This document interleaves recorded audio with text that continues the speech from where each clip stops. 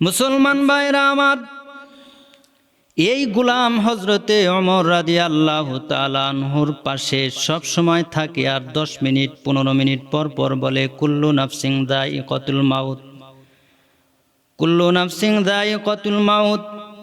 হজরতে ওমর যেখানেই থাকেন, গোলাম সেই জায়গাতে গিয়ে বলে কুল্লু নাফসিন যায়িকাতুল মাউত। খাবার বসেছে, এই সময়ও বলে কুল্লু নাফসিন যায়িকাতুল মাউত। একটা জায়গায় হজরত ওমর দাঁড়িয়ে আছেন, সেখানেও বলতেছে কুল্লু নাফসিন যায়িকাতুল মাউত। এইভাবে গোলামটা প্রতিটা সময় হজরত ওমরকে মৌতের কথা স্মরণ করিয়ে দেয়, মৃত্যুর কথা তাকে বারবার স্মরণ করিয়ে দেয়। হজরত ওমর রাদিয়াল্লাহু তাআলা আনহু এই আয়াতটা যখন তিনি শোনেন, এই আয়াত শোনার পরে তার কলিজার ভিতরে, তার অন্তরের ভিতরে মরণের ভয় শুরু হয়ে যায়, মৃত্যুর কথা মনে পড়ে যায়। তখন হজরত ওমরের অন্তরের ভিতরে আর কোনো রকম পাপ করার কোনো ইচ্ছা থাকে না। কিছুদিন পরে হজরত ওমর রাদিয়াল্লাহু তাআলা আনহু গোলামকে বলতেছে, গোলাম, প্রায় 10 বছর হলো, 15 বছর হলো তুমি আমার ডিউটি পালন করতেছ, তুমি আমাকে প্রতিটা সময় মৌতের কথা স্মরণ করিয়ে দিতেছ। এ গোলাম, আজ থেকে আমাকে আর তোমার মৌতের কথা স্মরণ করিয়ে দিতে হবে না, কারণ আজ থেকে আমার চুল সাদা হওয়া শুরু হয়ে গেছে, দাড়ি সাদা হওয়া শুরু হয়ে গেছে। এই চুল দাড়ি আমাকে প্রতিদিন মনে করিয়ে দেয় কুল্লু নাফসিন যায়িকাতুল মাউত। আমার সাদা চুল, আমার সাদা দাড়ি আমাকে প্রতিটা দিন মনে করিয়ে দিতেছে আমার মৃত্যুবরণ করতে হবে, কবরের মধ্যে যেতে হবে, হিসাব নিকাশ করতে হবে, আল্লাহর কাছে আমার হিসাব দিতে হবে, প্রতিটা সেকেন্ডের হিসাব দিতে হবে, আমার জীবনের প্রতিটা কর্মের হিসাব দিতে হবে। এই কথাটা এখন আমার সাদা চুল আমাকে স্মরণ করিয়ে দেয়, আমার সাদা দাড়ি আমাকে স্মরণ করিয়ে দেয়। আজ থেকে তুমি গোলাম, আমাকে আর মৌতের কথা স্মরণ করিয়ে দিতে হবে না। গোলাম আশ্চর্য হয়ে গেল যে আমি এতদিন মৌতের কথা তাকে স্মরণ করিয়ে দিই, আর যেই মাত্র হজরতে ওমরের চুল সাদা হলো, দাড়ি সাদা হলো, এখন তিনি বলতেছেন আমাকে আর মৌতের কথা স্মরণ করিয়ে দিতে হবে না। এখন আমাদের যাদের চুল দাড়ি সাদা হয়ে গেছে, আমাদেরও বুঝতে হবে মৌতের চিঠি শুরু হয়ে গেছে। এখন নিজেকে ভাবার সময়, নিজের পাপ নিয়ে ভাবার সময়, কবর নিয়ে ভাবার সময়। আল্লাহ পাক বলতেছেন ওয়াজাআত সাকরাতুল মাউত বিল হক, মৃত্যুর যন্ত্রণা বড় কঠিন এবং এটা সত্য, এটা আসবেই। হযরতে ঈসা আলাইহিস সালাম তার যুগে তার উম্মতেরা তার কাছে দাবি করল যে হে নবী, আপনি তো মৃত মানুষকে জীবিত করেন, তো আপনি আমাদের সামনে যে কবরস্থান আছে, এইখানে একটা কবর থেকে একটা মানুষকে জীবিত করে একটু দেখান দেখি কবরের মধ্যে কি অবস্থা হয়। হযরতে ঈসা আলাইহিস সালাম কবরের কাছে গেলেন। কবরের কাছে গিয়ে উনি বলতেছেন কুম বিইজনিল্লাহ, আল্লাহর হুকুমে উঠে দাঁড়াও। এই কথা বলার সাথে সাথে কবরটা ফেটে গেল। সেখান থেকে একজন ব্যক্তি উঠে দাঁড়ালো, দাঁড়িয়ে এই ব্যক্তি বলতেছে আসসালামু আলাইকা ইয়া ঈসা রূহুল্লাহ, হে ঈসা নবী, আপনাকে সালাম, আপনার উপরে শান্তি বর্ষিত হোক। ঈসা নবী বলতেছেন হে কবরবাসী, তুমি কিভাবে আমার নাম জানলে, আমাকে তুমি কিভাবে চিনলে? এবার কবরবাসী বলতেছে ও ঈসা নবী, আমি হলাম হযরতে নূহ আলাইহিস সালামের ছেলে হযরতে শাম, আমি হলাম শাম নবী। আমার বাবা মৌতের আগে আমাকে বলে গেছে বাবার শাম।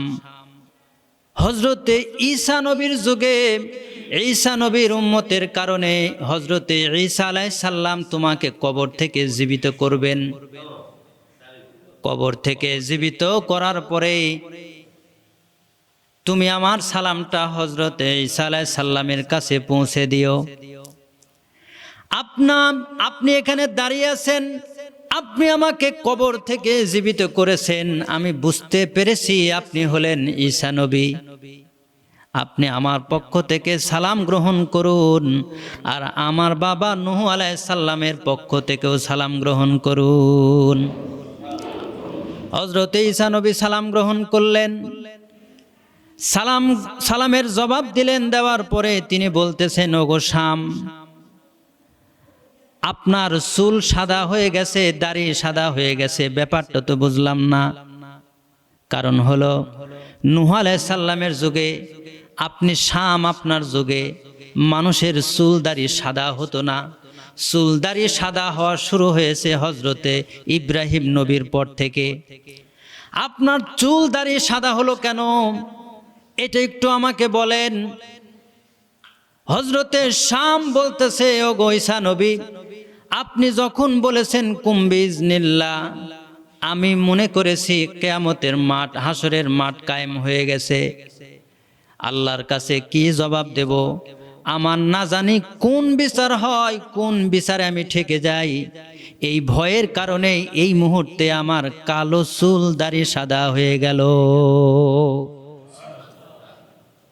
বলছি এই মুহূর্তে আমার চুল দাড়ি সাদা হয়ে গেছে, হাসরের মাঠে আমি আল্লাহর কাছে কি জবাব দিব, কোন জায়গায় ঠেকে যাব, এই ভয়ে আমার চুল দাড়ি এই মুহূর্তে সাদা হয়ে গেল। আমার চুল দাড়ি কালোই ছিল। বলুন না সুবহানাল্লাহ। তার মানে কি ভয়, কতটা আল্লাহর ভয় থাকলে কুম বিইজনিল্লাহ বলার সাথে সাথে চুল দাড়ি পেকে গেল। এখন এই মৌতের ভয়টা আমাদের ভিতরে কিভাবে ঢুকবে, এটার একটা অভ্যাস করতে হবে, চর্চা করতে হবে, কথা কম বলতে হবে। যারা মৌতের কথা বেশি বেশি স্মরণ করে ওই লোকের সাথে বন্ধুত্ব করতে হবে। মুসলমান ভাইরা আমার, হযরতে ঈসা নবী বলতেছে, ওগো শাম নবী, আপনার গা ঘামতেছে কেন, আমি তো বুঝলাম না। আপনাদের যুগে, নূহ নবীর যুগে তো মানুষের গা ঘামতো না, আপনার এখন গা ঘামতেছে কেন, আপনার গা থেকে ঘাম বের হচ্ছে, আমি তো ব্যাপারটা বুঝলাম না। এবার হযরতে শাম বলতেছেন, ঈসা নবী, বহু কষ্টের কথা। আমার সামনে যখন হযরতে আজরাইল আলাইহিস সালাম আসলেন, আজরাইল আলাইহিস সালাম এসে যখন আমার বুকের উপরে একটা থাপ্পড় দিলেন, আমার রুহটাকে যখন তিনি ধরতে লাগলেন, আমার রুহটা বুক থেকে সারা শরীরের মধ্যে দৌড়াদৌড়ি শুরু করলো। বুক থেকে মাথা, মাথা থেকে বুক, বুক থেকে পেট, পেট থেকে পা পর্যন্ত রুহটা দৌড়াদৌড়ি শুরু করেছে। দৌড়াতে দৌড়াতে গোটা গায়ের মধ্যে ভয়ে ঘাম ঝরা শুরু হয়ে গেছে। এমন ঘাম ঝরা শুরু হয়ে গেছে, আমার প্রত্যেকটা লোমের গোড়া ফেটে রক্ত বের হওয়ার মতো হয়ে গেছে, ঘাম ঝরা শুরু হয়ে গেছে। আজ হাজার হাজার বছর পরেও ওই ঘাম ঝরা এখনো পর্যন্ত আমার শরীর থেকে বন্ধ হয় নাই। এখনো পর্যন্ত আমার সেই ঘাম ঝরতেছে। আজরাইল আমাকে যখন বুকের উপরে হাত রাখলো, একটা থাপ্পড় দিল রুহুকে খপ করে ধরার জন্য, তখন আমার রুহু দৌড়াদৌড়ি শুরু করলো। এই রুহু শরীরের মধ্যে দৌড়াদৌড়ি শুরু করার কারণে আমার পুরো শরীরে ঘাম ঝরা শুরু হয়ে গেছে। আজ হাজার হাজার বছর পরে আমার এই কবরের মধ্যে ঘাম ঝরতেইছে, ঘাম ঝরতেইছে, ঘাম ঝরা এখনো পর্যন্ত বন্ধ হয় নাই। হযরত ঈসা আলাইহিস সালাম বলতেছে, শাম, ওগো নবী, আমি বুঝতে পেরেছি আপনার ঘাম কেন ঝরতেছে। তবে আমি আপনার কাছে আর একটা জিনিস জানতে চাই, সেটা হলো আপনার শরীরটা কেন থরথর থরথর করে কাঁপতেছে। আপনাদের যুগে, ওই সময়ে নূহ নবীর যুগে, আপনাদের যুগে মানুষের শরীর ভয়ে ভয়ে কাঁপতো না। এবার হযরতে শাম বলতেছেন, ও ঈসা নবী, ওই যে আজরাইল যখন আমার সামনে এসেছে, আজরাইল যখন আমার রুহটা কবজ করতে শুরু করেছে, আজরাইলের ভয়ে, রুহ কবজ করার ভয়ে, কষ্টের ভয়ে আমার শরীরটা ঘামা শুরু হয়ে গেছিল। আজ পর্যন্ত ওই কাঁপা, হাজার হাজার বছর পরেও ওই কাঁপা এখনো পর্যন্ত কাঁপতেছে। কবরের মধ্যে আমার দেহটা থরথর করে এখনো পর্যন্ত কাঁপে। ওই যে কাঁপা শুরু হয়ে গেছে, ওই কাঁপাটা আজ পর্যন্ত আমার বন্ধ হয়নি। আজরাইলের ওই ভয়, ও কেমন ভাবে রুহ কবজ করবে, কত কষ্টের সাথে রুহ কবজ করবে, এই যে ভয় আমার শুরু হলো, ওই ভয় আজ পর্যন্ত আমার শরীরের মধ্যে আছে। এই জন্য আমার শরীর আজও কাঁপতেছে, আজও কাঁপতেছে, বলি নাউজুবিল্লাহ। তাহলে আজকে এই যে মরণের ভয়, এই মরণের ভয়টা আমাদের ভিতরে কিন্তু নেই। এখন কথা হলো কেন নেই, তার একটা কারণ আছে। সেটা হচ্ছে মৌতের ভয়ের চর্চাটা আমাদের মধ্যে না থাকার কারণে এই অবস্থা। এখন আমরা যদি আবারও মৌতের কথাটা বেশি বেশি স্মরণ করার চেষ্টা করি, মৌতের কথাটাকে স্মরণ করার অভ্যাসটা করি, মৌতের বিষয়ে যত বই পুস্তক আছে আমরা যদি পড়া শুরু করি, হাদিসে যা আছে, কোরআনে যা আছে, সেগুলি নিয়ে যদি তালিম করি, তাহলে মরণের ভয় ঢুকবে। মরণের ভয় না ঢোকা পর্যন্ত আপনি যতই নামাজ পড়েন, যতই রোজা করেন, যতই সপ্তাহ অন্তর মসজিদে আলোচনা করেন, যতই 70,000 টাকা, 50,000 টাকা, 5 লাখ টাকা খরচ করে একটা মাহফিল করেন, মৌতের ভয় না ঢোকা পর্যন্ত আপনার মনের ভিতর থেকে পাপ করার যে প্রবণতা, এটা বের হবে না। আল্লাহ রসুল সাল্লাল্লাহু আলাইহি সাল্লাম বলতেছেন, কাফা বিল মাউতি ওয়াইদা, মৃত্যুর স্মরণে মানুষের জন্য উপদেশ হিসাবে, ওয়াজ হিসাবে, নসিহত হিসাবে যথেষ্ট। বলুন সুবহানাল্লাহ। এখন কথা হলো, আমরা কার সাথে থাকলে আমরা ভালো থাকবো, মৌতের কথা স্মরণ হবে। তারা কারা? তারা হচ্ছে ভালো সঙ্গ।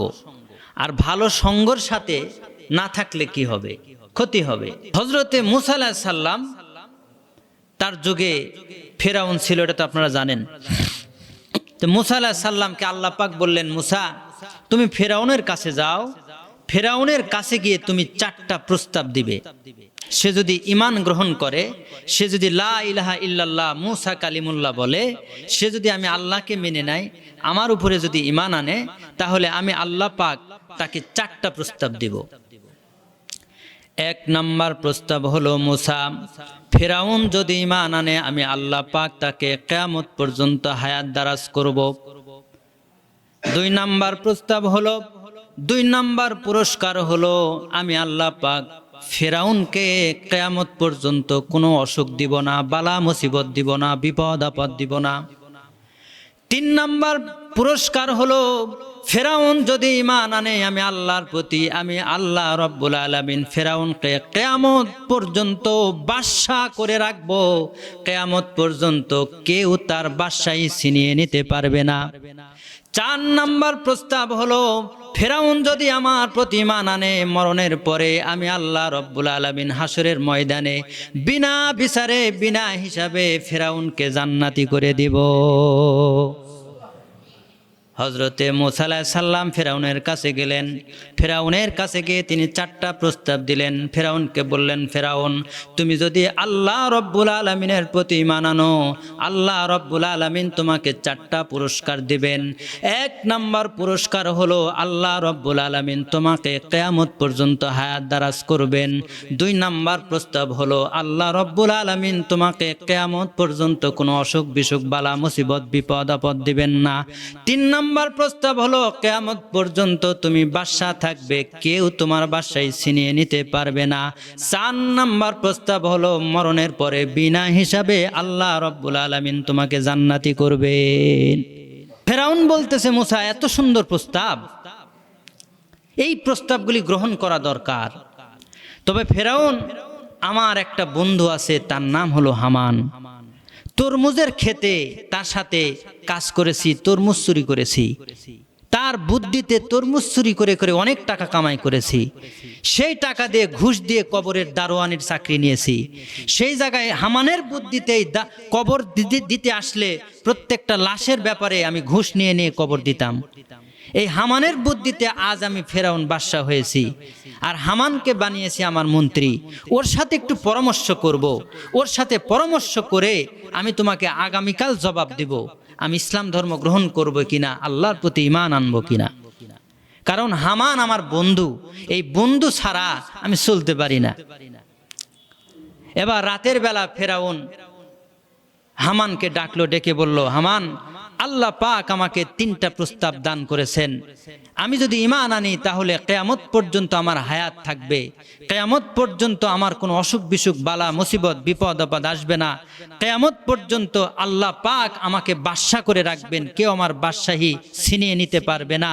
আর মরণের পরে আল্লাহ পাক আমাকে বিনা হিসাবে জান্নাতি করবেন, বিনা হিসাবে আল্লাহ পাক আমাকে জান্নাত দান করবেন। হামান বলতেছে, ফেরাউন, প্রস্তাবগুলি এত সুন্দর, প্রস্তাবগুলি বড়ই ভালো, প্রস্তাবগুলি কবুল করলে তোমার বড়ই উপকার হবে। কিন্তু ফেরাউন, তুমি জানো না, এই প্রস্তাবগুলি গ্রহণ করলে সমাজের ভিতরে তোমার কোনো সম্মান থাকবে না, মান থাকবে না, সম্মান থাকবে না, ইজ্জত থাকবে না। কারণ হলো, এতদিন তুমি বলেছো তুমি আল্লাহ, আর আজকে যদি তুমি আল্লাহর প্রতি ঈমান আনো, অন্য আল্লাহর প্রতি যদি তুমি ঈমান আনো, তাহলে তো সমাজে তোমার কোনো দাম থাকবে না, ইজ্জত থাকবে না। সুতরাং ফেরাউন, আল্লাহর প্রতি ঈমান আনা যাবে না। ফেরাউন বলতেছে, হামান, তুমি তো আমার আসল বন্ধু, কথা তো ঠিকই বলেছো। আমি যদি আল্লাহর প্রতি ঈমান আনি তাহলে তো আমার ইজ্জত থাকবে না। ঠিক আছে, আমি আর আল্লাহর প্রতি ঈমান আনবো না, আগামীকাল মুসাকে বলে দিব আমি ঈমান আনবো না। পরের দিন হজরতে মুসা আলাইহিস সালাম আসলেন। ফেরাউন বললেন যে, মুসা, তোমার প্রস্তাবগুলি অত্যন্ত সুন্দর, কিন্তু আমার বন্ধু আমাকে নিষেধ করেছে।